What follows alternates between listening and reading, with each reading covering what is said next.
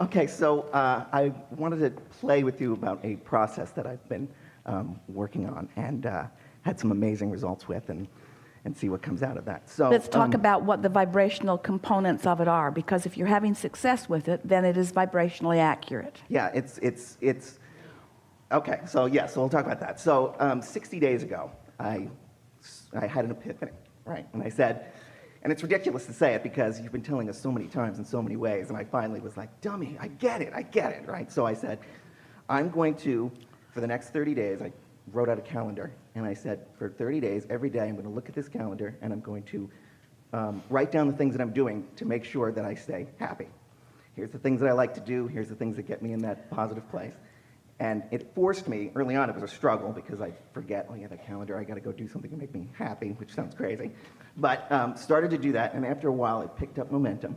And one of the things that I did was, I wrote you a thank you letter for all the amazing things that happened as a result of the process, which hadn't happened yet. And so every day, twice a day, I would read that letter, picturing the hot seat and me reading it, or me saying it to you as if it had already happened. And I won't read the whole letter here, but some of the things that I... So let's just talk about the vibrationally accurate components so far. Okay. So by writing the letter now about something that hadn't manifested as if it already had manifested, you blurred the lines of present and future and focused upon the vibration, which caused you to offer a vibration that was not split. And when a vibration isn't split and you focus upon it in a steady way, manifestations come to the vibration. Doesn't matter. Everything is now. So whether you're thinking about the past or the present or the future, you're doing it all right now. Right. I've found the vibrational frequency and I'm practicing it now because of something that is coming. But when you play it like that, it shores up the vibration now. Yes. And the other aspect of it too is I wasn't that specific on some of it, because I noticed in the past I used to be very, very good at force filling my own grid. You know, I'd say, I want to date that person. I'm going to make this happen because she's the right one. And then I'd be dating her and I'd go, ooh, no, sorry. Right? But I was very good at that. I could pick jobs. I'm going to get that job and it's going to be awesome. And I would get it and I would be miserable. So this, I talked about, I was less specific. And I said, okay, so one of the things is I've always wanted to be in business with my best friend, and we're going to finally figure out something that's going to be in a fun field that I maybe have no business in, but we're gonna make that happen finally, and I'm gonna finally find the love of my life. And I wrote down all the attributes of this woman, and I found that in reading it, by the time in reading this letter to myself, pretending it had all already happened, I was in love with her, right? And I didn't even know her, but the list was exhaustive, and it's like, this is the most amazing woman on the planet. And I wrote about how, and I'm going to lose 15 pounds, and I'm going to eat whatever I want, and I'm going to not exercise, and it's going to be fantastic. So I'm reading this miracle thing, and so over the 30 days, or 60 now, I didn't lose 15 pounds, I lost 17 pounds. Not, thank you, not changing anything. My best friend calls me out of the blue and says, I've got this amazing idea for a business, we're going to be partners, I have no business being in this field whatsoever, but it's the field I want to be in. And he said we're 50-50 partners, and we're getting all kinds of feedback how this is going to be this amazing thing. I'm going to be quitting my boring job soon and doing that full time. And then out of nowhere, a woman who I have carried a torch for 10 years, who we've been very, very good friends, all of a sudden one day says to me, I don't know why I'm saying this, but I can't not anymore. I am in love with you. And she is amazing, like amazing, and she's everything that's on the list. She's all of those things, and I'm sitting there and I keep looking at her going, really, me?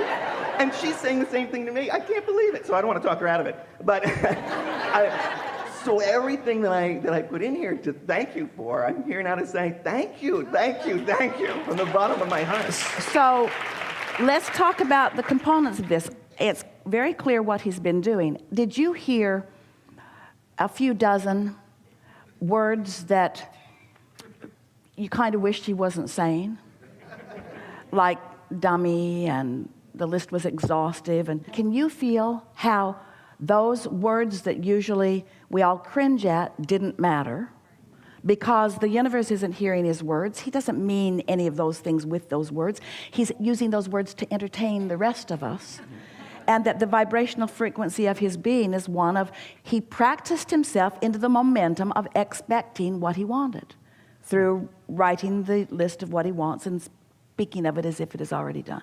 Yeah. Genius. That was the one half of it, and the other half was, so when I was doing those things to make myself happy, I wasn't doing it saying, okay, now I'm going to pet my cat because somewhere the love of my life is coming, right? And I wasn't doing it to try to make it happen. I was saying, I got that in the letter. I'm already going to be thanking Abraham and Esther and everybody. I get it. She's going to come out of nowhere. So right now, I'm just going to have fun petting the cat or doing whatever was on my list of fun things to do. Well, hear what you're saying. This is an important thing, because what he's saying is he gets it that there's step one, ask for what you want. Step two, the universe has already lined it up. And step three, getting in the place of allowing what you want. But the important thing about the reason that you might want to pet your cat is in petting your cat, you're doing the step three thing. You can't do step one and step three at the same time. So anything that you're doing that feels good while you're doing it is a step three moment. Mm-hmm.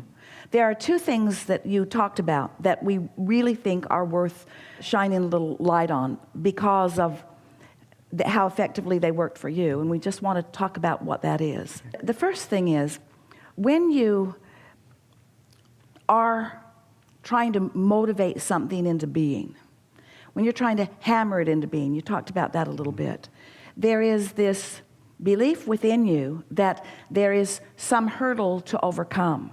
And so when you talked about wanting to hammer the grid into place, when you take an easy approach about things, then you're more likely to be inspired. And the inspiration to act is really what we're talking about here. Mm-hmm. So by practicing the thoughts that feel good about the things that you really care about, you practice the vibration until you are chronically in this place of allowing what you want. Mm-hmm. It's like on this emotional scale of spinning grid point of attraction discs, you found yourself chronically in that happy, good feeling place, because what you had written and what you were reading and what you therefore practiced into a place of expectation got you there so that you were chronically there. Mm-hmm. So that anything that is a vibrational match to that kind of momentum has to join you there. Mm-hmm. So we just want to point out the difference between being there and attracting up to where you are things that match it, as opposed to being in a place of trying to make it happen and trying to push things along. It's like pushing a noodle. Everything that you said is vibrationally accurate. Everything that we felt from you while you said it is vibrationally accurate. Good. Okay, good.